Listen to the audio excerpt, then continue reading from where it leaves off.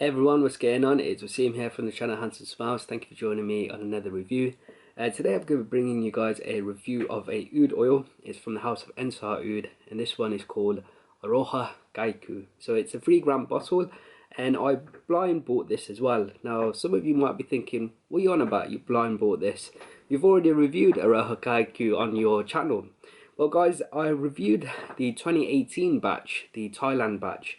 Of Aroha Kyaku, which I really loved. I believe I gave that a score of 9 out of 10, and that unfortunately sold out, that particular batch, and they've released a new batch, the 2020 batch, and this one is a co-distillation of wood from Thailand and some wood from Morocco.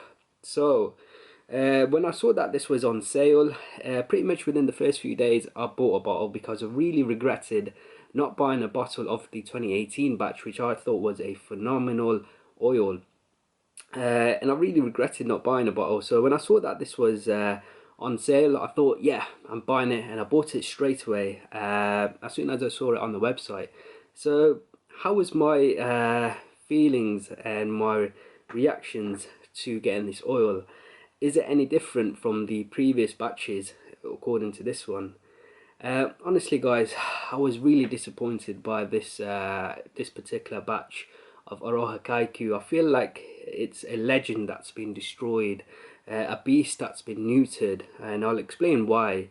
One of the first impressions I got from this oil was when I opened it up and I took out the dipstick. I found that the oil wasn't as thick. It was very watery, and the consistency of the water of the oil was very light. It wasn't like my Aroha Kyaku sample. The oil was so thick, it was literally like honey. This one was like the oil had a consistency of just like rose water, or just water in general. It didn't have that thickness, that honey thickness. So that was my first impression of the oil. So that's what I initially thought. Then I thought, okay, maybe it's just the way it is, the smell is going to be the same. So I applied Aroha Kyaku, really excited when I received it from DHL that day. I was like, yes, I've got a bottle of Aroha Kyaku. I put some on, applied it, and I got that initial blast of just really smoky charred wood, and I thought, yeah, okay, you get a lot of smokiness in Aroha Kyaku.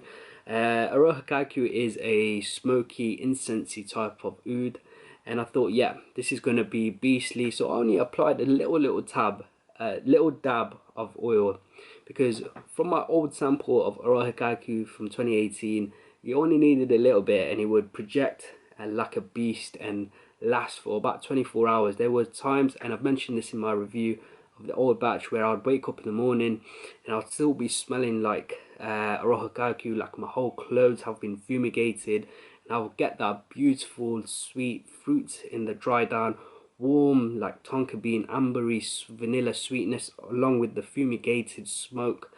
But I got none of that in this one, and it was a massive disappointment. So this one, Aroha Kyaku from 2020, this batch, the way it smells, when you initially apply it on your skin, you get this really intensely dark, really smoky, charred wood accord. It's like you walked into a house which has just been burnt down. You get that thick, black, burnt wood accord. It's very strong, and I guess it starts off with a lot of promise. Some people are definitely be put off by that really charred, smoky wood accord, and that's what you get. It's a blast of that. However, as the fragrance starts developing on your skin, it sort of dies down very quickly. It becomes very soft, and this fragrance doesn't feel like it has too much development compared to the old Aroha Kyaku. It just smells like very smoky wood, whereas the old Aroha Kyaku, I got so many different facets from that scent. You got the smokiness, you got some leather, you got some earthiness, soil earthiness, you got this smell of campfire where someone just poured water over it, and you just get that smell of smoke. There was so much going on in the old batch, whereas this one, it just feels like it smells like burnt wood. That's all you really pick up. And in terms of performance, this one, Really disappointed. The old batch that I had, the sample, it lasted 24 hours and projected like a beast.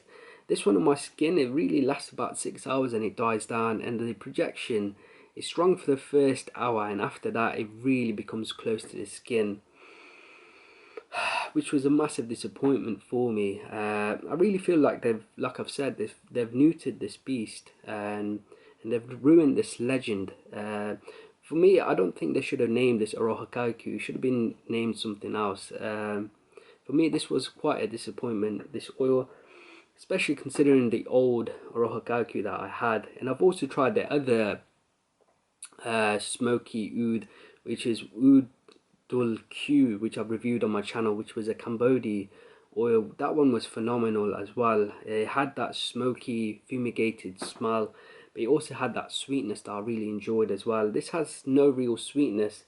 In the dry down, it does start to get a little bit softer, but the projection is so weak that you don't really detect it on your skin, unfortunately. So performance was a downer. The scent wise, like I've said, it smells like charred, really smoky wood, but it's quite one dimensional. It doesn't really develop too much. The opening, the sort of scents that it puts me in when I'm wearing this, it's very, very dark. It has like a gothic sort of feel, very sort of, when I was wearing this, I sort of felt really down a little bit. I felt a little bit depressed, like it's like a really miserable day in England. So that's the sort of mood that it put me in, and I guess maybe it's due to the fact that it is winter here in the UK, and the sun's not out as much. Maybe I was feeling down anyway, but this one is sort of puts you in that mood. It makes you feel a little bit more down. It's very, very dark, slightly depressing sort of scent.